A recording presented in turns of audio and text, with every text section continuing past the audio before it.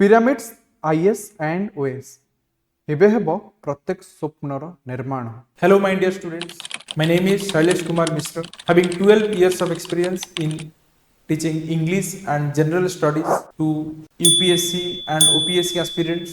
In these 12 years, I have seen thousands of students getting success in the civil services examination, and there is one thing common that I want to share in today's video. And the common part is that each success students have a common habit, that is not their talent, that is their confidence, consistency and clarity of the preparation. These 3C that I have noticed are the weapons of their success. You might think people are financially strong, people have the basics, some people have better educational standard, some people have scored well in 10th, 12th and graduation, so they can clear the civil services examination easily or in 1 year. But it's not like that. I have seen people, I have seen students, those are from poor background, education in the primary level is not good, average initially, they are average in their preparation, they were able to crack this tough examination in 1 or in 2-3 years. So it's not about talent, it's all about your consistency. आप कितने देर तक crease में टिके रहते हो, मैदान हमेशा आपकी ही है, आप टिके कितने रहते हो यही मायने रखते हैं। तो बात यह है कि you have to be strong mentally, physically first. If you are strong then no one can defeat you. In this video I will share you one thing in a timeline manner कि how you can prepare for this examination if you are in 2026. Suppose you are preparing for UPSC, let's say. So what should be your mindset so that you will not get deviated for next 1-2 years? Because preparation demands your time first. You have to give enough time to the preparation because this exam covers prelims, mains, interview. So you need to have patience first, right? So if you are starting UPSC in 2026 and you are targeting 2027 or 2028, by 2028 you want to get or you want to become a civil servant, then you need to focus on one thing. First is your knowing the syllabus, knowing the UPSC syllabus. Okay, sometimes people have gone through the syllabus but not decoding it, so it doesn't have any value. आजकल सारे लोग YouTube में बता रहे हैं कि syllabus को पढ़ लो, PYQ देख लो, बट द रियलिटी इज उसको आप देखोगे कैसे? आप अब फ्रेशर हो, ग्रेजुएट हुए हो, देखना अलग चीज होता है, नजरिया अलग चीज होता है। आपको एक सिस्टम और मेंटर के बीच आप रहोगे तो आपको वो मेंटर उसका वो नजरिया आपके अंदर डालेगा कि वही PYQ होगा, उसी चीज को आप कैसे देखोगे अलग तरीके से। आप कैसे उसको फाइंड आउट करोगे कि ये चीज आया था, इसके रिलेटेड ये चीज पढ़ना पड़ेगा, तो मुझे अगले साल तक ये चीजें खत्म करनी है, सिलेबस के अंदर ये कहाँ पे है। तो ये एक ऐसा चीज है कि आप सिलेबस को देखोगे, PYQs को देखोगे, प्रीवियस ईयर क्वेश्चंस को, उसको लेकर के एक पैटर्न निकलेगा, उस पैटर्न को फॉलो करके जो जो चीजें आएंगी उसमें वो जो माइक्रो टॉपिक बनेगी सारे सिलेबस की, सारे सब्जेक्ट्स की, sorry, history, polity, geography, environment, ecology, disaster management, economics, ethics, Indian society, social issues, constitution of India और international relations, Indian geography, world geography, जो सारे तमाम चीजें हैं उसमें जो भी निकलेगी, सारे सब्जेक्ट्स के अंदर जो जो पैटर्न्स लास्ट 10 इयर्स में देखे गए हैं और उसके रिलेवेंट कीवर्ड्स क्या क्या सिलेबस में और उससे रिलेटेड क्या क्या स्टैटिक टॉपिक है जो मुझे प्रिपेयर करना है और उसके रिलेटेड क्या क्या करंट में चीजें हैं जिसको भी मुझे प्रिपेयर करना है। The two things are interrelated. तो उस चीज के स्टैटिक पार्ट, उस चीज के करंट पार्ट, दोनों को मिला करके प्रिपेयर करना इतना आसान नहीं है। इसके लिए आपको एक मेंटर की जरूरत होता है। ऐसा मैं नहीं कह रहा हूं कि जो कोई कोचिंग में नहीं पढ़ेगा उसका क्रैक नहीं हो सकता, लेकिन उसमें डिलेज होता है, टाइम लगता है, आपको खुद ही ये सारे कोड क्रैक करने होता है। आप ऐसा क्यों नहीं करोगे कि कोई एक मेंटर होगा, आपको बताएगा, हैंड होल्डिंग करेगा, और पिरामिड के बारे में अगर मैं बताऊं तो पिरामिड में मैं खुद ही क्लास करता हूं, मेरे साथ अदर टीचर्स क्लास करते हैं।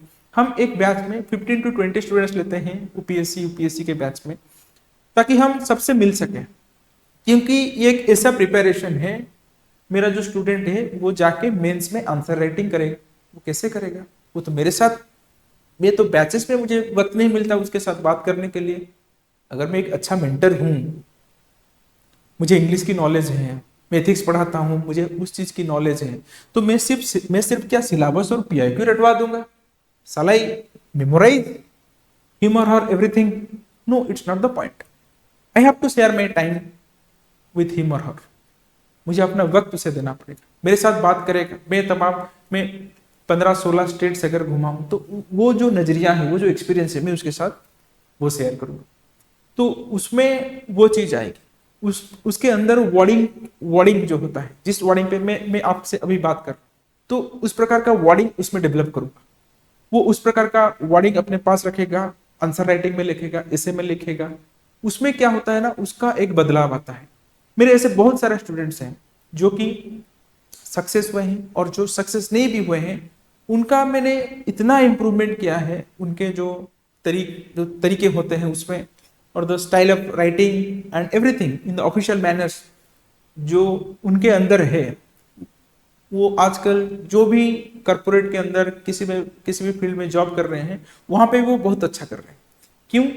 क्योंकि इसके अंदर यह चीज है कि आप में वो डिसिप्लिन आ गई, आपके अंदर बोलचाल आ गई, आपके अंदर पूरा वो क्लैरिटी ऑफ थॉट्स आ गई। क्योंकि एक एडमिनिस्ट्रेटर के लिए आप प्रिपेयर कर रहे हो, यूपीएससी हो ओपीएससी हो, आप एक सिविल सर्वेंट बनोगे, आप डिसीजन दोगे, आपको क्रिटिकल जजमेंट करना पड़ेगा, रीजनिंग आपके अंदर बहुत सही होनी चाहिए। तो ये सारे चीजें हम आपको बताते हैं। तो यूपीएससी का और ओपीएससी का इंटरव्यू भी आपसे यही मांगता है, वो आपका नॉलेज नहीं मांगता, वो आपका डिसीजन मेकिंग स्किल मांगता है, आपका आंसर राइटिंग, ऐसे में आप कितने लिखे हो वो कोई नहीं देखता, आपने कितने टू द पॉइंट चीजों को एनालाइज किया हुआ है। क्योंकि एक क्वेश्चन को लिखने के लिए आपको 10-12 मिनट मिलते हैं, लॉन्ग क्वेश्चन के बारे में बता रहा हूं मेंस का, तो आप उसमें कितने बारीकियां रखते हैं, that thing is evaluated, right? तो इसलिए क्या होता है कि हम इस चीज पे फोकस, इसलिए हमारे बच्चे जो होते हैं वो सक्सेस पाते हैं। और हम बहुत कम लोगों को लेकर के ब्याज कराते हैं, क्योंकि हम उनके साथ मिल सके, उनके दर्द को जान सके, उनके वीक एरियाज को जान सके, कौन किस चीज में वीक है, वो नहीं जानेंगे तो कैसे उसको रेक्टिफाई करेंगे।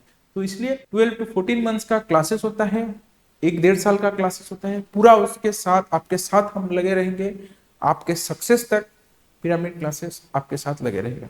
तो ये चीज होता है आपका प्रिपरेशन का तरीका, कैसे आप पूरे सारे चीजों को जोड़ते हो तभी जाके कुछ समझते हो, और उसमें बार बार उसको पढ़ने से तभी जाके आपकी रिवीजन स्ट्रांग होती है और एग्जाम क्लियर होता है।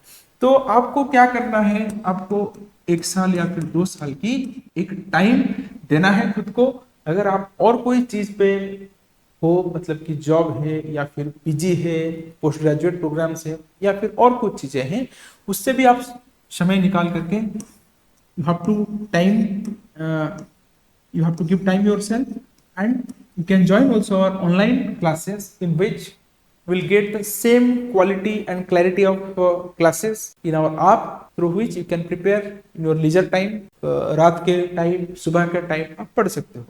और आप डाउट के लिए आप ग्रुप्स का इस्तेमाल कर सकते हो, सीधा मेरे तक पहुंच सकते हो, मेरे टीम तक पहुंच सकते हो, और पूरा हम हैंड होल्डिंग सपोर्ट करके गाइड करते हैं कि ताकि आप हर चीज में डेवलप कर सको।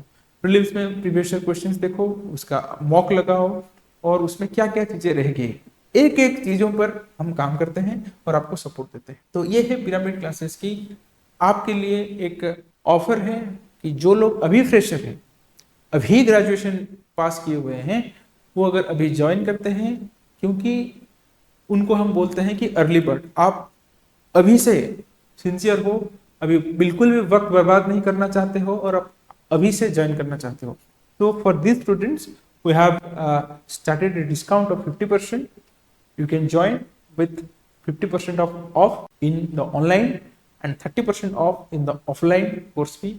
So if you are interested, then call this number and start your preparation at the earliest. Batch start classes में हम बहुत बस्ती में पढ़ेंगे, खूब पढ़ेंगे, और एग्जाम को अगले साल जब आपकी एज हो जाएगी 21 22 हो जाएगी, आप एग्जाम जरूर अप्लाई कीजिएगा। और यूपीएससी यूपीएससी आप दोनों प्रिपेयर कर सकते हैं साइमल्टेनियसली, क्योंकि हम दोनों को ध्यान में रख करके ही हमारा सिलेबस कवर होता है, क्योंकि दोनों सिलेबस अभी सेम हो गई। तो that's why you can prepare for both the examination simultaneously. So I hope you all start your preparation at the earliest, and we'll be meeting in the class after joining.